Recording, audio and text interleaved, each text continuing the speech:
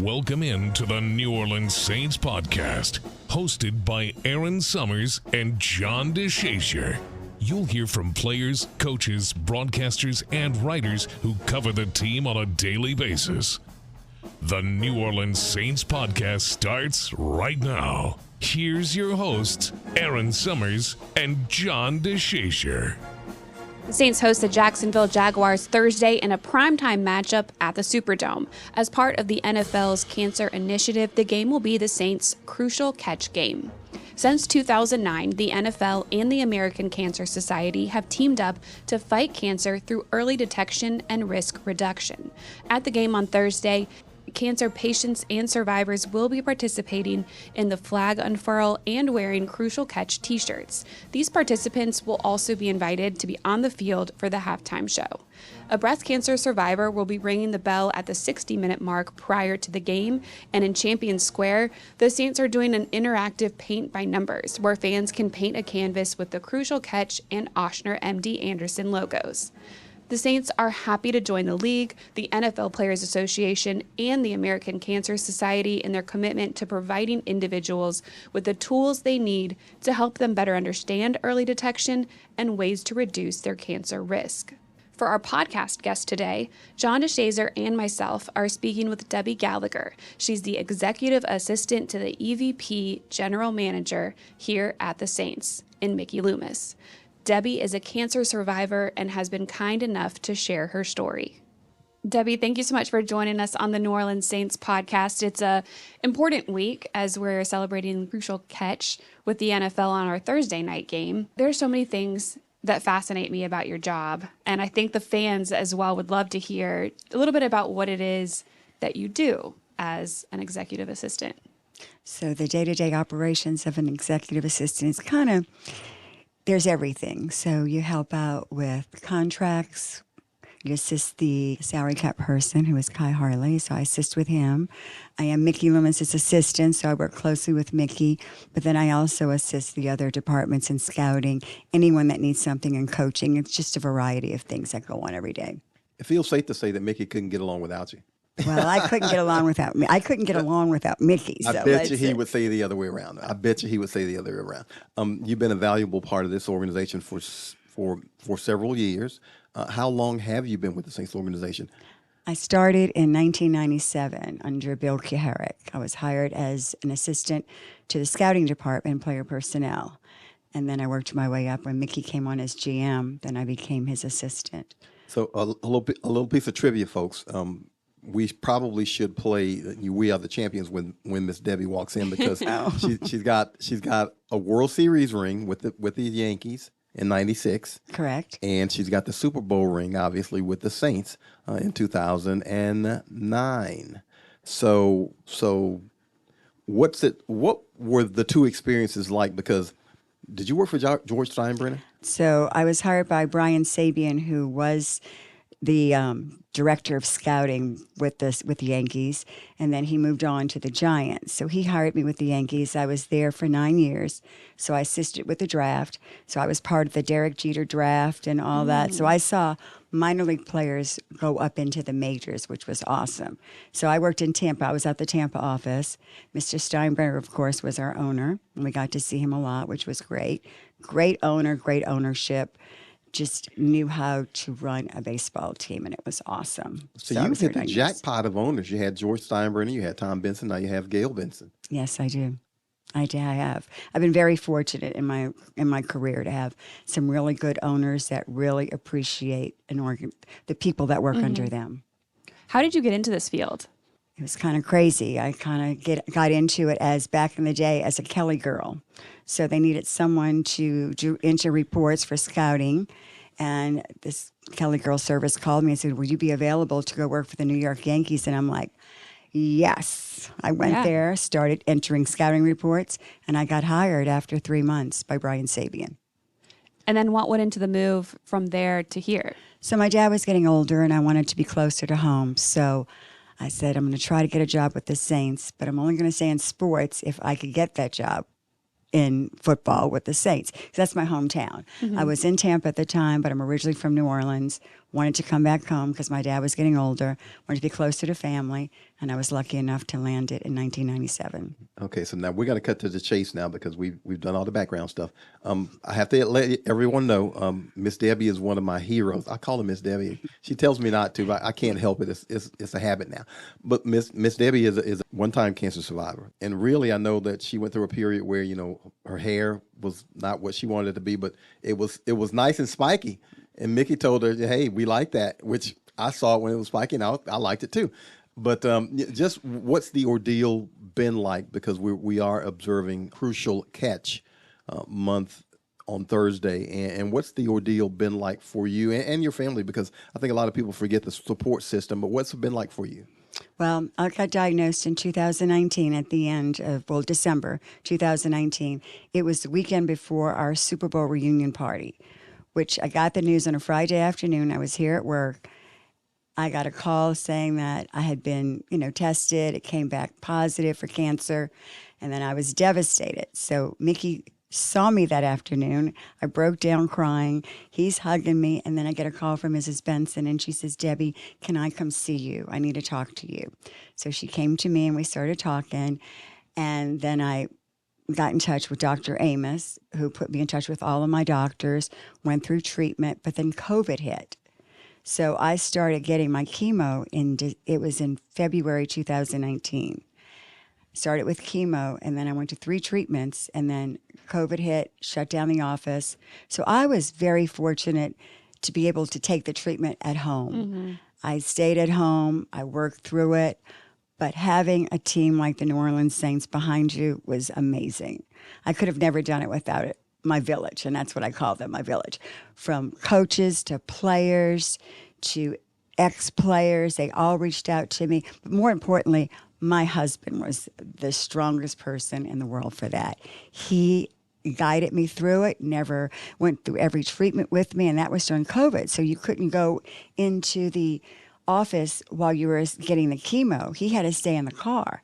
So I was like, "Just drop me off. I'll be fine." He said, "No, I'm sitting here waiting for you." Waited 3 hours every week until I finished my chemo. So that was tough. And then through the radiation. But the beauty of all this is I've been able to help other people. Mm-hmm. Once they found out about my journey, and thanks to Facebook in a way, I like Facebook, but I don't. But when I posted it about my journey, I had so many people come after me and ask, "How did you do it?" "Oh, I found out I had a lump. And, how do I handle it?" I'm like, "Just go to the doctor, be calm about it. It might not be cancer, but just go." And I offered to go with them, which helped me too. That helped me through the journey, that I could help other people. So I feel like God gave me something for a reason. And I carry it on like that. I think I found out through Facebook, as you just mentioned. I might have heard it around the office, but I think I found out through Facebook. And you mentioned when you received the news, is how devastating it is. I'm a witness. But now that you're in the aftermath, so to speak, because you're always kind of wary and leery. But what's the feeling nowadays? I mean, do you kind of feel like the miracle that you are? Yes, I do. I feel very blessed because I never look back at it. I'm looking forward to it. And I find that each day I was a person that lived life to the fullest, but I'm living life to the fullest even more. And I feel blessed that I have people like you, John, who I can look to and say, you've been through a lot. You've been through a lot more than I feel I have. And I think as a cancer survivor, you see the survivors and you feel like they're going through more than you did. Everybody's story is different, as we know. And unfortunately, it does come back. And in my mind, I try not to play that because I don't want that negativity. I try to surround myself with positive people. And that is the biggest thing about having cancer. Yeah. Now, Miss Debbie mentioned my journey. It actually, the cancer part of it, I had multiple myeloma. I'm in remission. I found out last July. And basically, I did my stem cell treatment in December. So 6 months to the day, June 15th to June 15th to December 15th, I rang the bell at the Benson Cancer Center. And everything was great and all that. And so in the aftermath of my treatment, one of the medicines I was taking, there was a small percentage of people who developed blood clots from it. And unfortunately, I was in that small percentage of people. So my blood clots really got out of hand and caused a cardiac arrest. And, my heart stopped for 6 minutes and I rested 4 times and, that kind of, and coded 4 times and that kind of thing. So, so basically I died. but I laugh about it now. My wife really doesn't like when I laugh about it. But it's kind of, I don't want to say funny, but, I treasure the journey because I feel a lot more vibrant now. I guess I feel like I'm on my second life because, literally I am. And so I'm like you, I'm kind of embracing everything as it goes because you just never know, how things are going to be. Like I said, it's, deep. My doctor calls it deep remission. So I feel really positive when he says that. And yet you just don't know, you don't take anything else for granted, I guess. Exactly. That's exactly how I feel. I feel like every day is a gift. So I look at it that way. And like I said, surrounding yourself with positive people is the number one thing. And I feel being within this organization, there's a lot of positivity. Yeah, it's really something. I mean, when I arrested and, I was intubated and all that stuff, but in my hotel room, I wake up and maybe a couple hours later, there's Gail Benson standing over me and Greg Bensel, Gail Benson, the owner, and Greg Bensel, who's over our department here. And really the doctor who essentially saved me was Tom Benson's doctor, Dr. Stephen Ramey. And Dr. Ramey performed this surgery that essentially saved me because he told my wife, look, if I don't do it, he's probably not going to make it.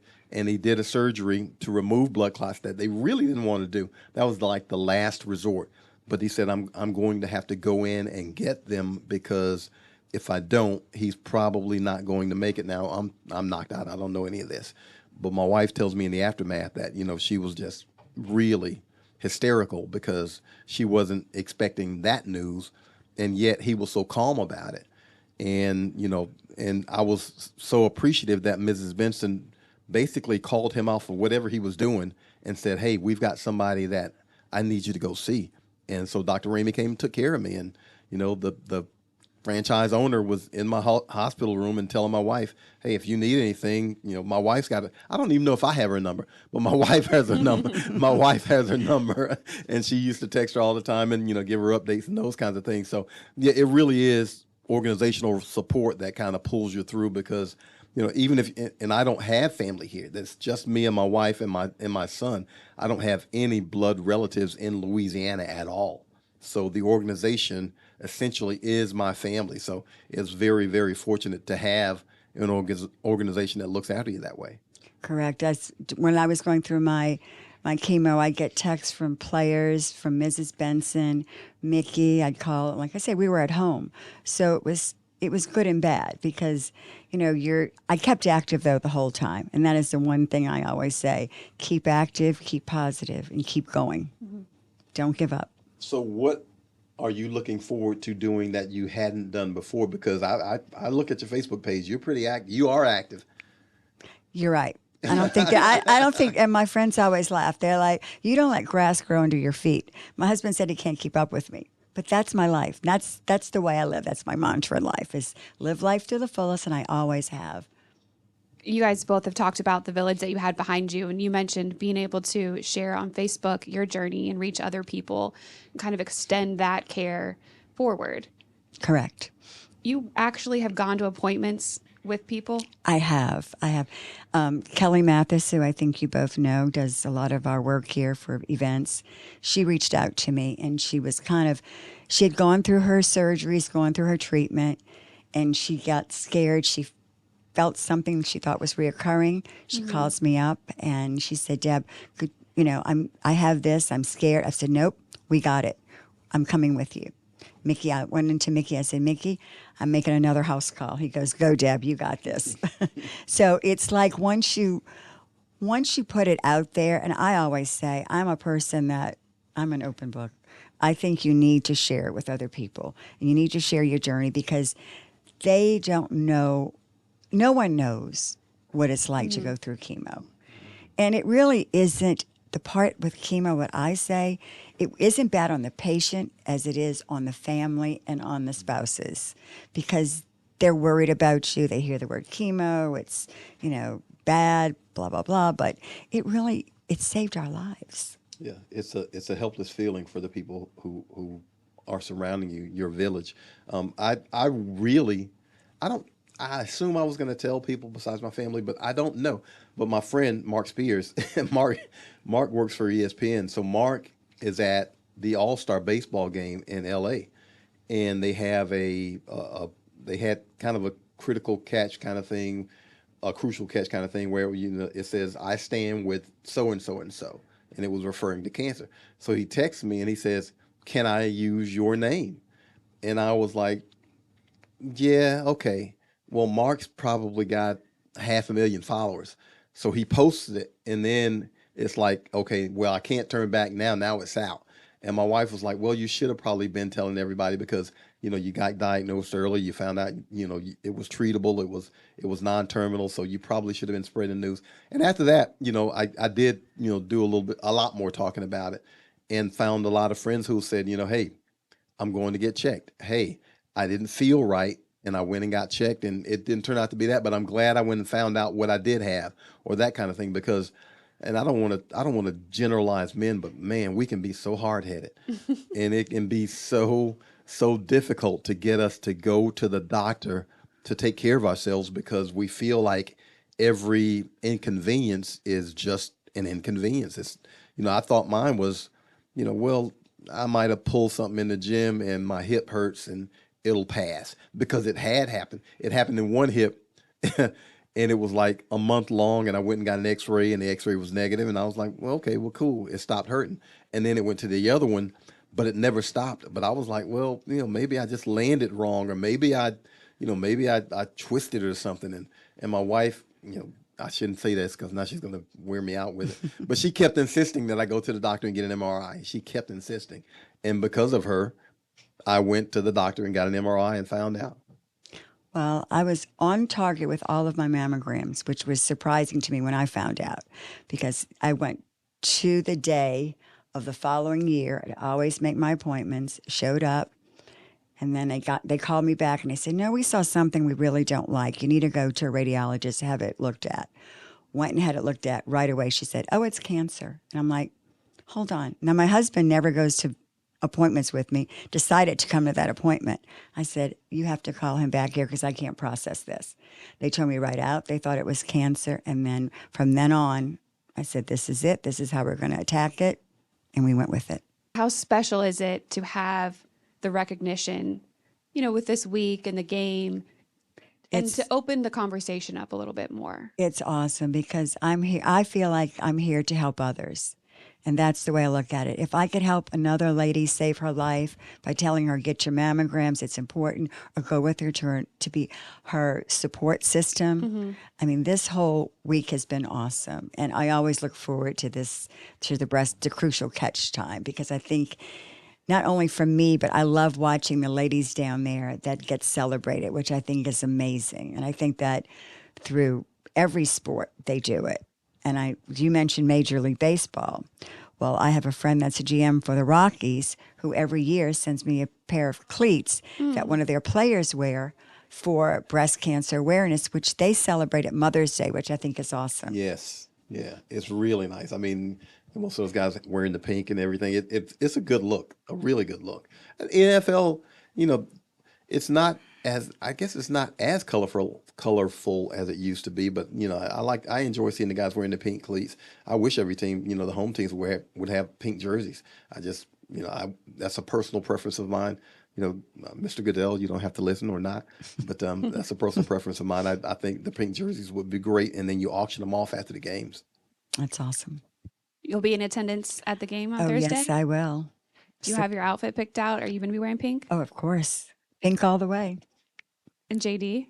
I've got a couple of pink shirts. I'm definitely going to have on some pink. Okay. And I'll have on some pink. I'll put it that way. Not a whole pink suit, not like Miss Debbie, but I'll have on some pink. Do you have any advice, anything you want to share before we close this out?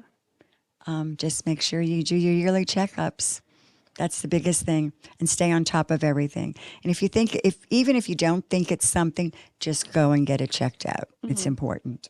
I have one last thing. You said you have the pink cleats, you have the Super Bowl ring, you have the World Series ring. Do you have a room where all of this stuff is displayed?